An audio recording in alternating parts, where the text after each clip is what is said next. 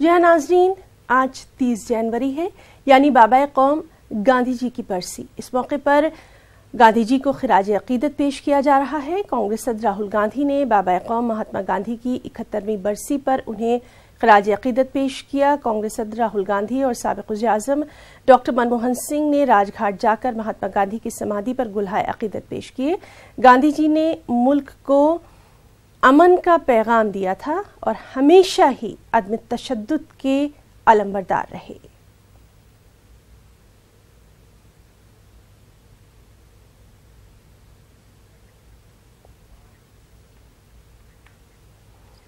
और नाज़रीन, हम आपको बताएं कि गांधी जी कुछ शिद्दत पसंदों को एक आंख नहीं भाते थे।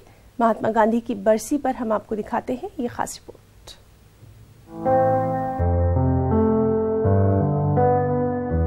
तहरीक आजादी के अहम तरीन किरदार, सत्याग्रह और अहिंसा के आलमबरदार मोहनदास करमचंद गांधी उर्फ महात्मा गांधी और बापू 2 अक्टूबर 1869 में पैदा हुए। उन्होंने गुजरात के पोरबंदर में अपनी आंखें खोली। वो अपने अखलाक, अपने किरदार, अपनी तालीमात और अपने नजरियात से महात्मा गांधी यानी बाबाए कौम बने।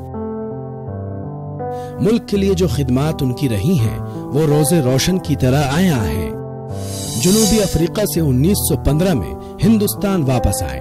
यहाँ आकर उन्होंने किसानों और शहरी मजदूरों के साथ बेतहाशा जमीन की चुंगी और तअस्सुब के खिलाफ एहतजाज किया।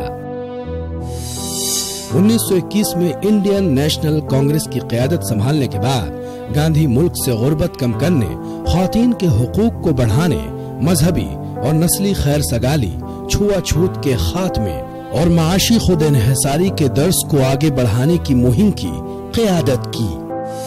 1930 में नमक पर चुंगी लगाए जाने की मुखालफत में नमक सत्याग्रह चलाया। गांधी ने मशहूर अदम ताउन तहरीक की क़यादत की।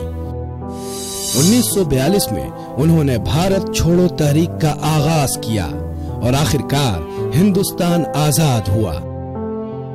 गांधी दोनों जगह जनूबी अफ्रीका और भारत में कई साल कैद में गुजारे। वो साबरमती आश्रम में रहते और सादा जिंदगी बसर करते थे।